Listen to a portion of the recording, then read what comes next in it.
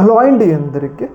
మనందరికీ తెలుసు, రీసెంట్గా నరేంద్ర మోడీ గారికి సెప్టెంబర్ 17తో 75 సంవత్సరాలు రావటం జరిగింది. అంటే నరేంద్ర మోడీ గారు ప్రస్తుతం 75 సంవత్సరాల వయసులో ఉన్నారు. అయితే బీజేపీ అలాగే ఆర్ఎస్ఎస్ సిద్ధాంతాల ప్రకారం ఎవరైనా కానీ 75 సంవత్సరాలు నిండిన వాళ్ళు రిటైర్మెంట్ ప్రకటించి వాళ్ళు సలహాల మేరకే పరిమితం కావాలి అని చెప్పేసి ఒక రూల్ ఉందన్నమాట ఆర్ఎస్ఎస్ బీజేపీ సిద్ధాంతాల ప్రకారం. అయితే అప్పటి నుంచి కూడా నరేంద్ర మోడీ గారు 70 సంవత్సరాలు వచ్చింది కాబట్టి ఆయన రిటైర్ అయిపోతారు అని చెప్పేసి ఒక చర్చ చాలా పెద్ద స్థాయిలో నడిచిందనమాట. అయితే దీని మీద రీసెంట్గా అయితే నరేంద్ర మోడీ గారికి సంబంధించిన రిటైర్మెంట్ మీద రీసెంట్గా మంత్రి రాజ్నాథ్ సింగ్, రక్షణ మంత్రి రాజ్నాథ్ సింగ్ క్లారిటీ ఇవ్వడం జరిగింది.